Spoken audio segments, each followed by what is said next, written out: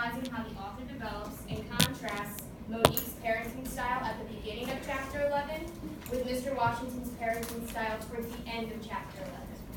Okay? So, does this prompt sound familiar? A little bit, right? Because I just reworded it so that I was talking about forged by fire instead of the prompt that you guys put down. Okay? So like I said, the first thing I need to do is I need to go in and break down this prompt. It seems like there's just a lot of words and I'm losing focus on what I need to be looking for first. Okay? So I know I'm going to be writing an essay about how the author develops and contrasts Monique's parenting style and Mr. Washington's parenting style. So I automatically know that there's a contrast that I'm looking for within the text. Make sure we're circling and taking notes as I am. Okay? That's the first thing I need to look for. Loughran, I see a lot. I didn't see everybody. Let's go, guys. Make sure you have marked up that prompt just like everybody else did and Miss Loughran did. So, like, right here, Justin. Thank you.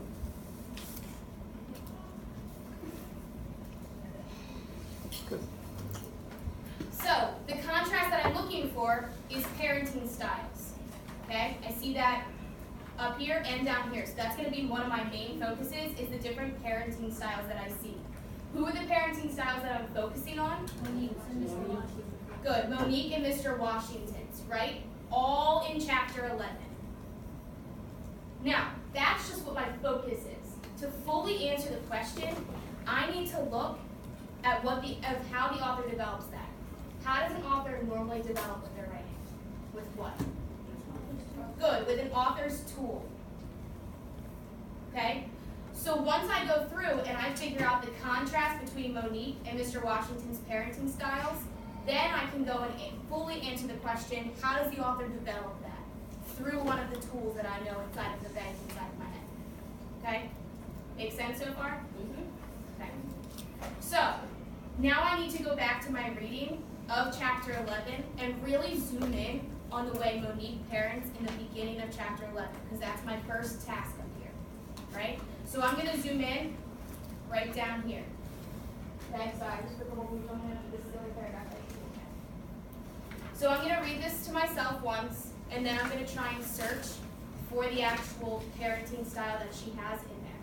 Okay, so you're tracking me as I go, you're following along with the words on the lines. Monique got up about 7 and decided to go to work early to put in some overtime. She noticed that Gerald was already gone. She shrugged, assumed he had gone to school early, and finished polishing her nails. She glanced at Angel, who was still asleep, but didn't wake her, nor did she touch her to see if the child was feverish.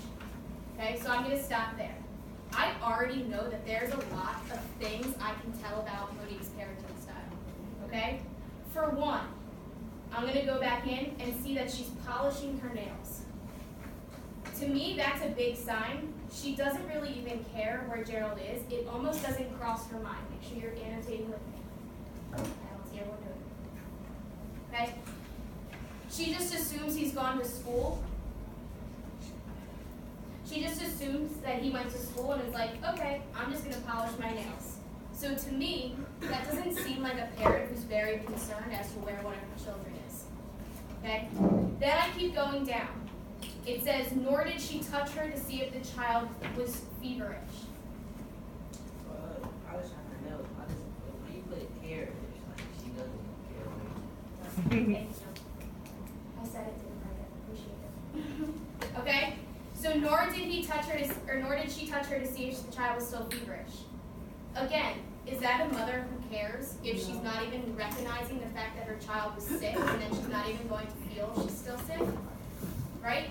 Again, to me, that says not a great parenting style. So at the end of this, I now need to ask myself, okay, there's a contrast between Monique's parenting style and Mr. Washington's parenting style. I need to say, is Monique good or bad? Does she have good or bad parenting styles? Yeah. It's a bad parenting style, in my opinion, based off the way that the author is writing this. Everyone have this? No. 10 more seconds.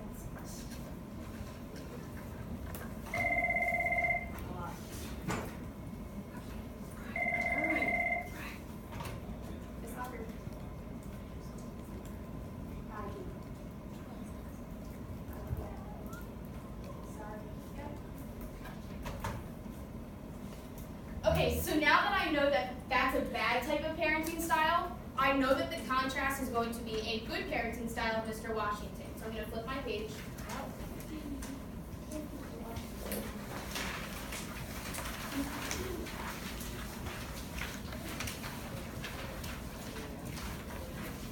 And I know since the question asked me what is the contrast, I know that Monique has bad parenting style, so I know automatically that when I go in here and read this, I'm going to find a good type of parenting style. I now just need to find the evidence for that. So I'm just going to read through first and try and pull out lines that show me the good parenting style. So everyone follow along as I read out loud. Gerald didn't know Rob's dad very well, but he probably knew him better than any father of his friends. Mr. Washington was active on the school parent council and came to all of the basketball games, track meets, and school plays. He and his wife often had Rob's friends to their home on the weekends.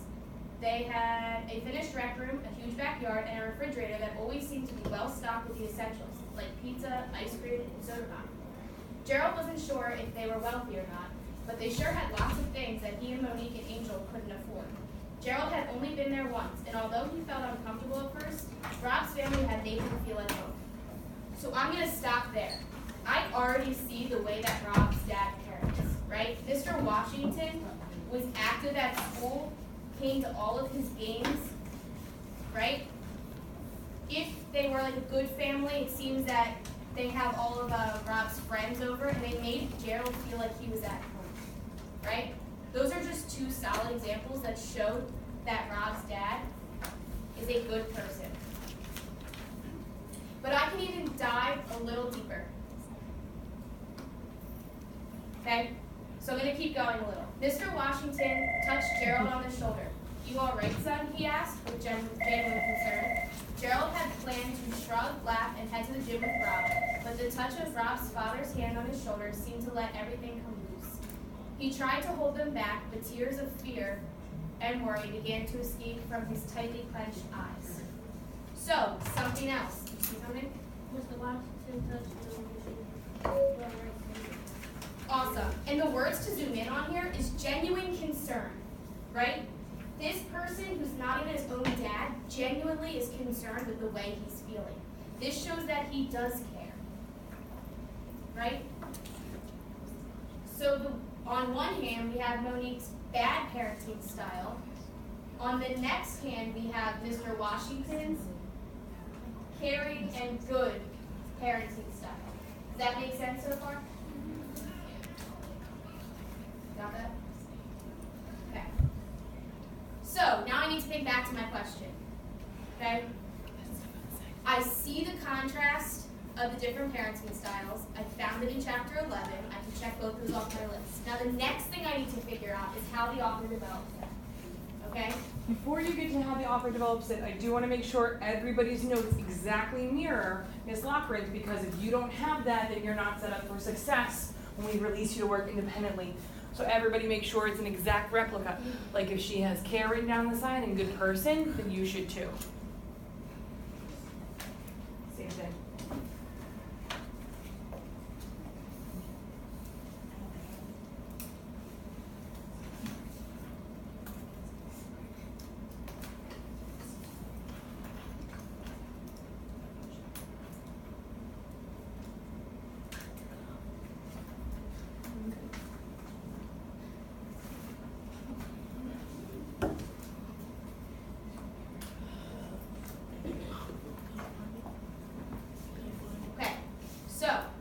Now I'm going to move on to how the author develops that. Okay? We already decided through our annotations that an author develops through tools. Right? Can somebody name me a tool that we think how the author developed this? It has to be fiction.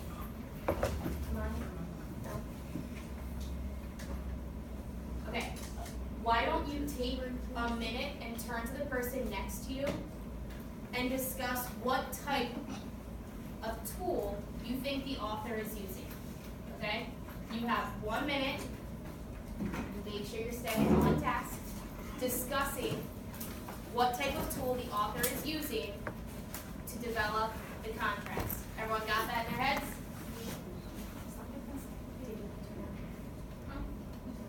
Okay, ready? Set.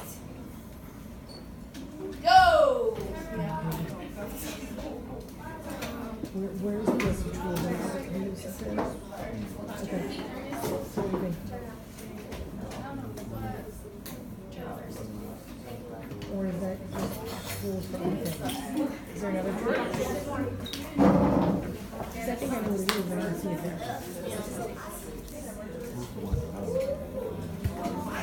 If kids want a visual of things that they could choose from, is it that over there? Or is that not a complete? What do you think?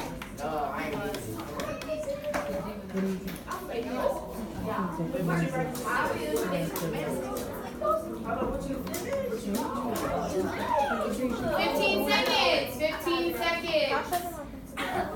Stay on task, give those points, and we should see hands in the air ready to go to respond to which tool the author uses. So if you're talking, you're dancing, I should see hands in the air ready to respond. Not so much for the bathroom. Okay, eyes up front in 5, 4, 3, 2, and 1.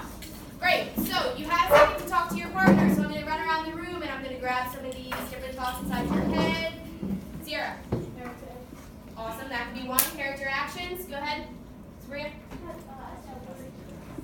Good. Word choice. Who else? So many hands are up. Now they're all down. Dana.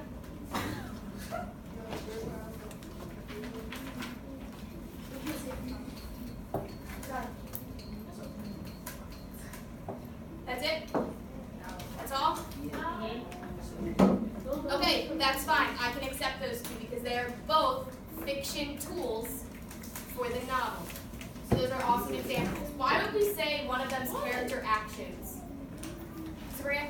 Because it was telling me that Mr. Washington put his name on your shoulder. It was telling me X. Awesome. Mr. Washington put his hand on his shoulder, right? That was a character action.